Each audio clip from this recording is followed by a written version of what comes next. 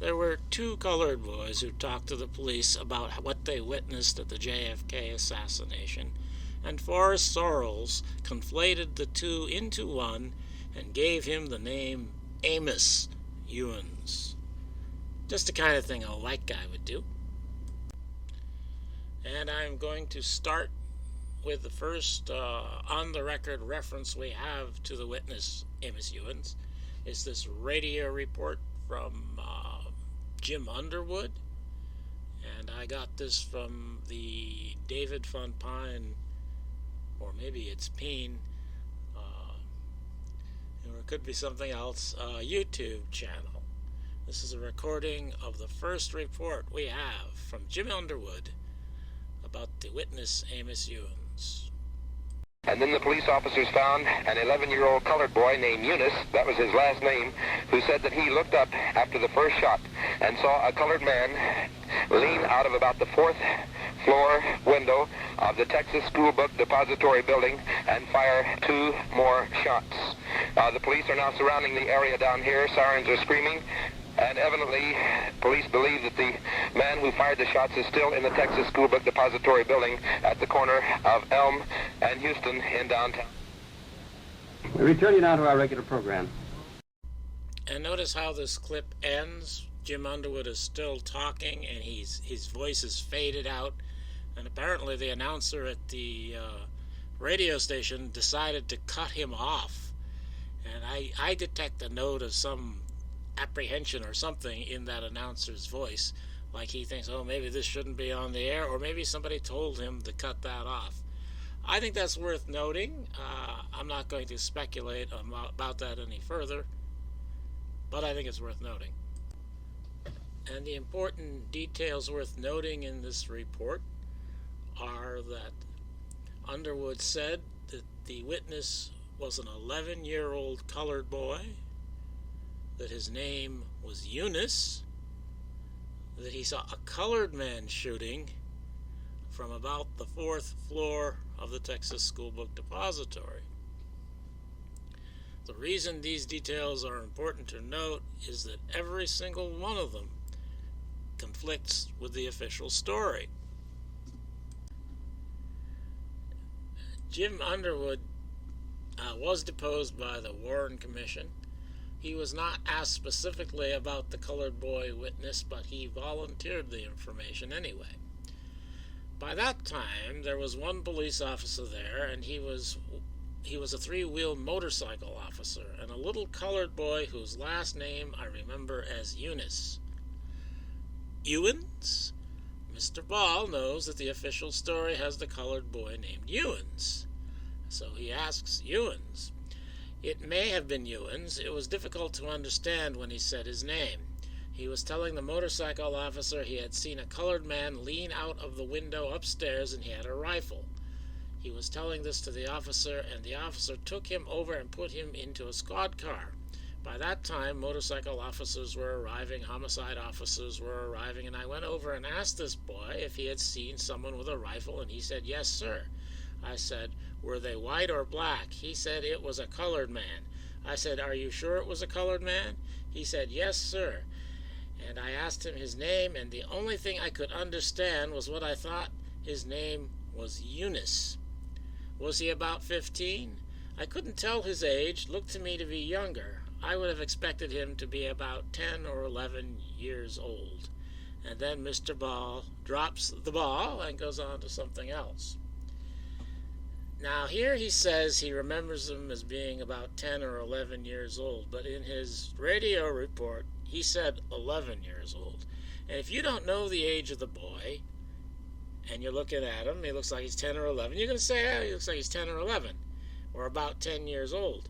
You wouldn't say 11 years old unless he had told you he was 11 years old. So I think the witness that he saw told him, the boy told him he was 11 years old, and maybe he doesn't remember that when he talks to Joseph Ball here. So anyway, Underwood is consistent with his radio report, even when he talks to the Warren Commission.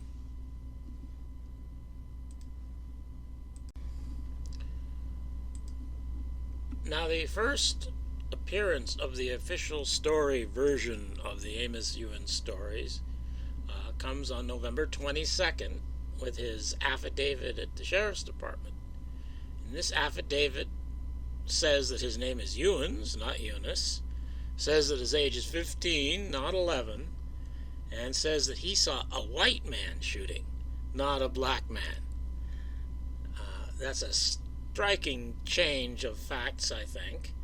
And later, when he testified to the Warren Commission, Amos Euins denied that he had said it was a white man, and that he said that he didn't know what color man it was, but that he had a white spot on his head, which he usually called to the Warren, when talking to the Warren Commission, he called it a bald spot.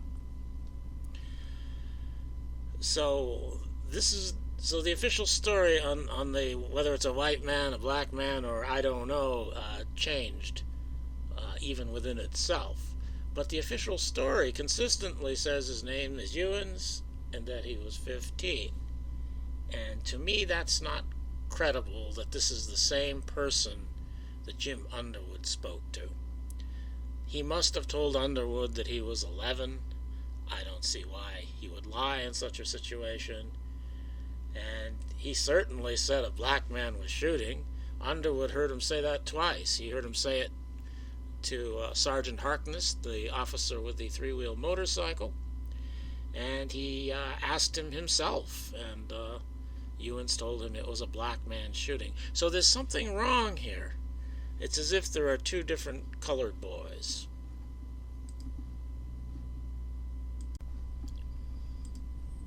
And Special Agent in charge of the Dallas office of the Secret Service, Forrest Sorrells, told the Warren Commission that there were two colored boys. What a coincidence. And I also asked if he had seen anybody else, and he pointed to a young colored boy there by the name of Euins. And I got him and Mr. Brennan, and I took them over to the sheriff's office where we could get statements from them. What was the name of that young man? Euins, I believe it is, or pretty close to that. He already said it was Euins, and then he says, or pretty close to that. As you will see, I think it wasn't Euins, and I think Forrest Sorrells knows that, and here he is revealing that he knows that, for those who know that. Did you interview Mr. Euins? Yes, sir, I did, and he also said that he had heard the noise there, and that he had looked up and saw the man at the window with the rifle. I asked him if he could identify the person, and he said no, he couldn't. He said he couldn't tell whether he was colored or white. All right, this is day one he's referring to. He's at the Warren Commission now, months later. But Sorrells is saying that on the day of the assassination, Euins told him he didn't know whether it was a colored man or a white man shooting. I don't think that's credible, and I think Forrest Sorrells is lying, as he often does. The little colored boy mentioned he was there with another colored boy that ran off when this thing happened. At the first shot, this boy ran off. He said he stayed there, but the other boy ran off. I didn't make any effort to get in touch with him because he apparently saw nothing. So Forrest Sorrells is saying, while investigating the murder of the president, he was aware of another witness that ran off, and he made no effort to get in touch with him because somehow he knows that he apparently saw nothing, even though he never talked to him. That's what the special agent in charge in Dallas of the Secret Service told the Warren Commission. And we have more evidence that there were two colored boys. Garland Slack, a witness in Dealey Plaza, said police officer H.B. Randall picked up a frightened young colored boy who was hiding under a monument, which boy was supposed to have actually witnessed the shooting of the president. This is not the official story of Amos Euins. We know that Amos Euins ran to the railroad yard, and that's where Sergeant Harkness found him. That's the official story. No Officer Randall found Euins hiding under the monument, though we do have a photo that apparently shows one or two people hiding under the monument there. Nonetheless, that is not the official story. So this statement from Garland Slack supports there being another story, presumably for another boy. And he noted that Mrs. Allen in the sheriff's office took a statement from this young colored boy. Mr. Slack also said he made a full and complete statement to a person believed to be Mrs. Allen. And if we look at their statements, we can see that Slack did indeed have a statement taken by Rosemary Allen, but the colored boy named Amos Euins' statement was taken by a Deputy Jones. So even though our Garland Slack saw the colored boy giving a statement to Rosemary Allen, the statement we have now from the colored boy was given to somebody else. So that again is evidence of there being two different colored boys, or at least two different statements. And here we have a Dallas Sheriff Department's document which gives yet another spelling of Euins. We have Eunice, we have Euins, and now we have Euins. Euins with a W. So I went looking for these names in the Dallas phone book from 1961 because that's the one I have access to. And none of those names are here. Eunice isn't there. There's no Euins. There's no Euins. There's no... The only thing that's close is Euins with a E-W-U-N-E-S. Booker J. Euins. That sounds like a black person's name. And apparently by 1963, Amos and his mother were living with somebody other than his father. But I think in 1961, at least, this was his father, and that they probably were living there because his father has a wife named Annie. I don't think we know the official story's name of Ewan's mother. Further research gives another middle initial for Booker as T, which sounds even more like a black name. Booker T. Here it says Booker T.J. Euins. And if you really have a lot of time on your hands, you can do even more research.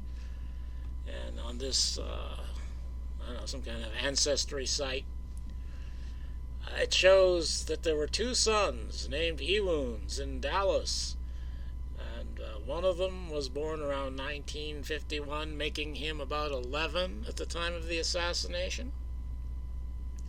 And another was born around 1947, making him around 15 years old at the time of the assassination, assuming they were born later in the year.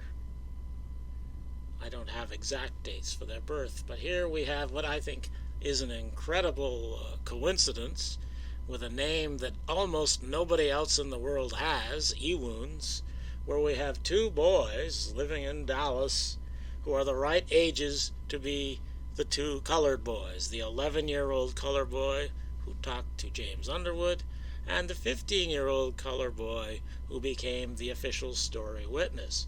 So I think Amos Euins is a creation. I'm sure there's a real person who really uses that name, but I don't think he existed under that name prior to 1963, or if he did, then some other kind of trickery was used to conflate the two original boys into the official story boy, though I can't explain every aspect of such fakery. But I think the original 11-year-old colored boy who saw the black man shooting was Ernest L. Euins, and that the 15-year-old who was found hiding under the monument was Leonard E. Euins. And the reason all this trickery was performed was because there really was a black man shooting from the 5th floor, as we can hear if we listen really hard on the Dallas police radio recording of Channel 1. Somebody, just before the president is shot, says, "I.B. Jarman, armed with a gun."